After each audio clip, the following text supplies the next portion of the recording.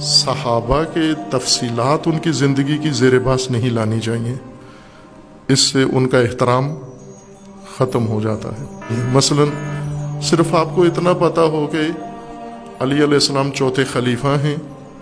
اور کچھ صحابہ ان کے مخالف تھے جنہوں نے ان کے مقابلے میں جنگ جمل لڑی ہے، اس سے زیادہ آگے اس بات کو نہیں کھولنا چاہیے، کیونکہ اس سے زیادہ کھولیں گے تو پھر صحابہ کی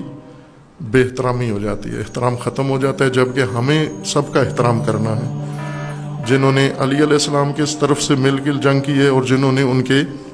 مقابلے میں، یہ دونوں صحابہ رسول ہیں اور صحابی ہونے کے ناطے واجب الاحترام ہیں۔ اور اگر آپ آگے مزید میں جائیں گے، مثلا یہ دیکھنے کہ اس میں سے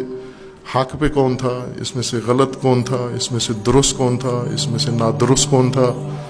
تو پھر بے احترامی ہو جاتی ہے، لہٰذا یہ موضوع بند رہے۔ اب اہل سنت کے اندر ایک سوچ پائی جاتی ہے عمومی، ان کے خاص لوگوں کے اندر تو نہیں ہیں جو محقق ہیں، علماء ہیں، چند چیدہ افراد ہیں، لیکن عموماً یہ ان کو تاثر دیا گیا ہے کہ صحابہ کے تفصیلات ان کی زندگی کی زیر باس نہیں لانی چاہیے، اس سے ان کا احترام ختم ہو جاتا ہے۔ اگر ان کی جزیات میں چلے جائیں گے آپ، مثلا وہ صحابی اس صحابی کے ساتھ کیسے تعلق رکھتا تھا، اس صحابی نے اس سفر میں کیا کہا، اس نے کیا کیا، اس ماجرا میں کیا کیا، بس وہ موٹی موٹی باتیں ان کے بارے میں کرو، لیکن تفصیلات میں، جزیات میں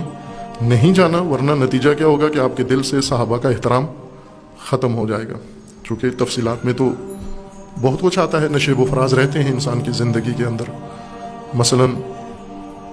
مختلف مقامات پر، مختلف جنگوں میں، مختلف سفر میں، مختلف مواقع پر ہر فرد نے کیا کیا، وہ کہتے ہیں اس طرف زیادہ تفصیل کے جانے کی ضرورت نہیں۔ مثلا صرف آپ کو اتنا پتہ ہو کہ علی علیہ السلام چوتھے خلیفہ ہیں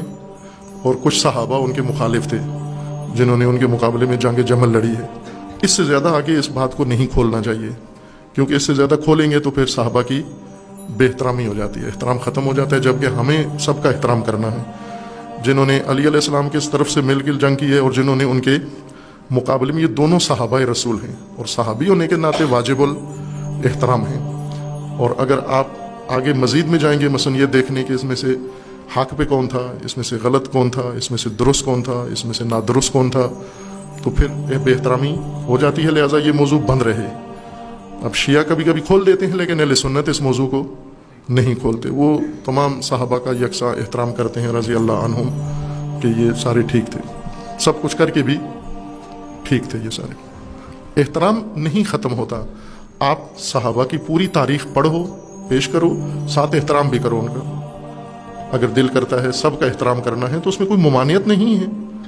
آپ کہو کہ جس طرح کہتے بھی ہیں کہ مثلا وہ ماجرا معروف ہے کہ ایک شخص گیا شام میں، حلب میں، حلب شام کا ایک شہر ہے جہاں پر ایک صحابی کی قبر ہے، رسول اللہ صلی اللہ علیہ وآلہ وسلم کے صحابی کی، بڑے معتبر اور جید صحابی کی قبر ہے، حجر ابن عدی، جو امیر المومنین کے زمانے میں انہیں شہید کر دیا گیا۔ ان کا مزار ہے، ایک زائر ان کے مزار پہ حاضر ہوا تو وہاں اس نے جا کر مقامی آدمی سے پوچھا کہ یہ کس کا مزار ہے، کس ہستی کا، کس بزرگ کا مزار ہے، کوئی تختی نہیں لگی ہوئی تھی، تو اسے بتایا اس مقامی مجاور نے کہ یہ حضرت حجر ابن عدی رضی اللہ عنہ کا مزار ہے۔ تو انہوں نے کہا کہ یہ بتاؤ کہ یہ حجر ابن عدی رضی اللہ عنہ کون تھے، ذرا مزید تفصیل بتاؤ۔ تو انہوں نے کہا کہ یہ حضرت علی رضی اللہ عنہ کے دوستوں میں سے، ساتھیوں میں سے تھے۔ تو کہا کہ یہ کیسے شہید ہوئے، تاریخ بتاؤ۔ تو انہوں نے کہا کہ یہ حضرت معاویہ رضی اللہ عنہ نے ان کو شہید کر دیا۔ وہ قاتل بھی رضی اللہ، مقتول بھی رضی اللہ،